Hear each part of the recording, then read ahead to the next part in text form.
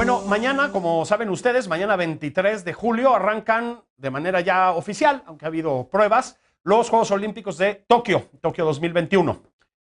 El Comité Olímpico Internacional y los organizadores decidieron que la mayor parte de los encuentros no van a tener público porque han aumentado los contagios de COVID-19. Bueno, ¿cómo se va a reflejar este estado de emergencia, estas restricciones que decretó el gobierno japonés? ¿Qué pasa en Japón? ¿Qué podemos esperar? ¿Qué debemos entender? Bueno, para saber cuál es el panorama allá y el panorama internacional de Japón, le mando un abrazo, saludo a Mauricio Meshulam, internacionalista de la casa. Mi querido Mauricio, ¿cómo estás? Querido Julio, qué gusto saludarte y un gusto saludar a toda tu audiencia. Pues enorme tema, porque Híjole. pues ha suscitado verdaderamente una gran controversia desde hace muchos meses. O sea, creo que aquí lo primero es entender que ha habido un vaivén por parte de las propias autoridades japonesas. O sea, si tú lees o escucharas las declaraciones de las autoridades japonesas en enero, tú jurabas que no iba a haber Juegos Olímpicos. Recordemos que los Juegos son 2020, o sea, iban a ocurrir el año pasado. Entonces ya se decidió posponer una ocasión, pero en enero de este año las propias autoridades japonesas dicen no va a haber Juegos Olímpicos. Luego, después de unas semanas, dicen no, siempre sí. Después ya hacia abril vuelven a decir no, tal vez sí se tienen que cancelar porque Japón entra en abril en una cuarta ola de COVID. Hay que entender que para hablar de las olas de COVID en Japón no son los niveles que vemos en México o en América Latina de ninguna manera. Olas de COVID en Japón son mucho menos contagios y sobre todo mucho menos decesos, ¿eh? Pero a pesar de todo, el tema levanta enorme controversia al interior de la población japonesa y eso es lo que hay que entender. Actualmente, Julio, más de 70% de la población se oponía a que los juegos se llevasen a cabo. Decían que o tenían que cancelarse de manera definitiva o tenía que posponerse. Y esto explica en parte el comportamiento del gobierno con estos vaivenes. Pero bueno, también hay muchos intereses económicos, intereses internacionales que hay que considerar. Es notable lo que pasa con los japoneses, a ver si estás de acuerdo. En la mayor parte del mundo la gente clama porque se abran las puertas, porque se reactive la economía y se entiende en una buena medida porque es así, ¿no? Bueno, en Japón, que como ya dijiste, tuvieron bastante éxito en frenar a la pandemia prácticamente desde que empezó, a propósito con medidas muy distintas a las que usamos aquí.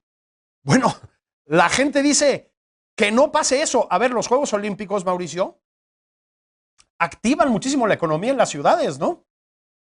Sí, lo que sucede es que hay que entender que hay una cultura muy distinta. Mira, yo nada más te doy este dato. En 2020, las muertes en Japón no crecieron, sino que se redujeron si tú las comparas con años previos. O sea, es impactante que en una pandemia las muertes de un país se reduzcan, como Japón, ¿no? Se reduzcan a partir de las medidas y a partir de la cultura, a partir de un uso sin forzar de cubrebocas, por ejemplo, de medidas de aislamiento social. Entonces, esto, digamos que está ya dentro de un comportamiento muy normalizado en Japón. Lo que sucede entonces es que vienen estos picos y cuando yo hablo de picos, imagínate si estás hablando de 2.500, 3.000 contagios, 3.500 contagios, pero mira el número de muertes, es interesantísimo. Si tú mides las muertes por cada 100.000 habitantes, Japón tiene 15 veces menos muertes que las reportadas en México. Uf. 15 veces menos muertes que las reportadas en Estados Unidos. O sea, estoy hablando de las cifras oficiales, ¿no?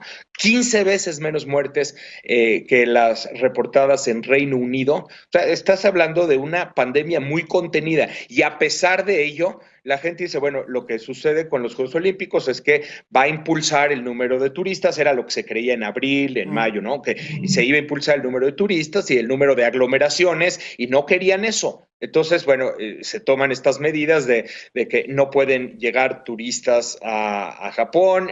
Los Juegos Olímpicos primero dijeron que sí iban a tener espectadores, después lo que tú dijiste ahora mismo, ¿no? Que ya solamente ciertos eventos con cierto número de espectadores. Pero en fin, y aquí hay que entender, hay muchos intereses económicos de por medio. Bueno, hay que decirlo, son unos Juegos Olímpicos muy tristes, ¿no? Creo que también son el reflejo de un momento de este planeta terrible. O sea, pues no va a haber activación económica como suele haberla, insisto, en las ciudades, en la ciudad de sede, ¿no?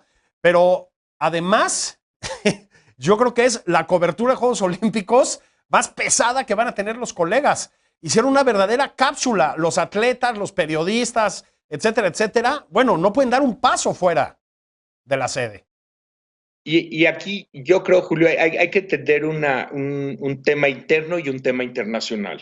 El tema interno es que el primer ministro japonés, Yoshihide Suga, ancló estos Juegos Olímpicos a su popularidad. Él trae ahorita una popularidad de 37%. Hay elecciones en el Partido Liberal Democrático de Japón, su partido, en el mes de septiembre. Y entonces él se casó con la idea de que si Japón puede demostrarle al mundo que a pesar de las circunstancias tiene la capacidad de organizar estos Juegos Olímpicos, entonces su popularidad va a subir. Y está casado con esa idea de manera tal que pues esto iba porque iba. Y él lo ha impulsado enormemente. Y hay un tema geopolítico internacional que está ocurriendo y que también hay que considerar. Los Juegos Olímpicos finalmente también representan una oportunidad de un país para proyectarse internacionalmente, para proyectar su economía, para proyectar su capacidad de organización, para proyectar su atracción o su poder de atracción y su capacidad de influir en eventos globales. Y lo que sucede en este momento en Asia con el ascenso de China o la competencia entre Japón y China o entre China y distintos vecinos, ancla el tema de Japón a la guerra, especie de guerra fría que trae Estados Unidos con China. Nada más para decirlo así, el primer encuentro presencial que tuvo Joe Biden con algún mandatario de cualquier país fue con este primer ministro Yoshihide Suga en abril de este año por la importancia de la alianza Estados Unidos-Japón. Entonces, también es una oportunidad que Japón está utilizando para mostrar su fuerza a nivel global. Y esto es también otro tema que influye, además decía yo, de pues todos los compromisos económicos que existen. O sea, estás hablando de derechos televisivos, de derechos de medios de comunicación que tendrían que reembolsarse si otra vez esto se cancelara. En fin. Bueno, hay que decir también, hablando de la política japonesa, que con la pandemia llegaron turbulencias fuertes. Hemos visto salidas del puesto con cierta abundancia el año pasado, ¿no? Sí, claro. Esto pues nos ha impactado a todos los países. Japón no fue la excepción. Lo que diría yo en este sentido es que la vara con la que se mide el desempeño de los políticos japoneses es una vara distinta a la que tenemos en otros países, ¿no? Ahí basta con que cometas un tipo de error o que la pandemia aparentemente se te salga de control para que pierdas el puesto o que empieces a suscitar descontento a nivel general, porque pues esperan demasiado de sus políticos, esperan mucho acerca de sus funcionarios y ellos tienen la expectativa, o sea, la ciudadanía japonesa tiene la expectativa de que Japón tiene que seguirse desempeñando exitosamente en el control de esta pandemia. Entonces, si de pronto el número de contagios se eleva a 3.500, 4.500, se crea un ambiente político muy complicado y esto es parte de lo que ha contribuido a que, repito, una importante mayoría de la ciudadanía japonesa se oponga a que estos Juegos Olímpicos se lleven a cabo, justo ahora, en este momento. Fíjate, ya para terminar, recordemos que cuando empezó la pandemia, Japón, digamos, tomó medidas firmes, pero no hubo un confinamiento como el que hubo en otros países, particularmente en los países europeos, ¿no? Ahora parece que han apretado un poco las tuercas. Contrastantemente, tienes países como el Reino Unido, incluso yo diría que como Estados Unidos, que yo no sé, mi querido Mauricio, si están soltando demasiado la mano, ¿no? En el Reino Unido dijeron, no hay más restricciones. Y bueno, la variante Delta está pero con todo, ¿no?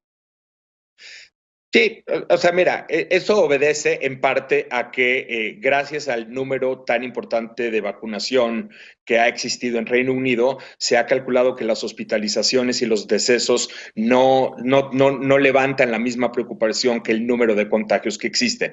Pero interesante lo que mencionas, porque sí la estrategia japonesa y de otros países asiáticos que vimos no fue la de un confinamiento total como lo vimos en muchísimos países occidentales. Lo que se hizo exitosamente en países como Japón fue rastrear el virus, o sea, detectar muy bien a dónde dónde iba y tratar de ubicar y aislar a las personas contagiadas más los contactos de las personas contagiadas. Y esto resultó verdaderamente exitoso. O sea, sí es que es muy remarcable que en un año como 2020 los decesos en Japón en general por cualquier tema se redujeron a pesar de COVID, cuando en todos nuestros países se incrementaron tan dramáticamente.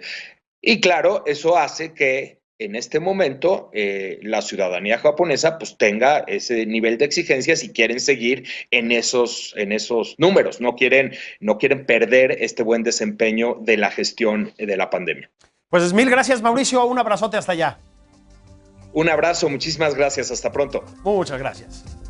Oigan, nos vamos, pero antes les adelanto que mañana, que ya saben, edición de fin de semana, las del viernes, van a estar aquí Raimundo Rivapalacio, Rafael Cardona, Miguel Ángel Sánchez de Armas, para hablar de Manuel Buendía, del periodista, de su, importantísimo legado al periodismo nacional, y no solo al periodismo nacional. Muchas gracias por su compañía, abrazos cariñosos. Yo soy Julio Patán, pórtense bien.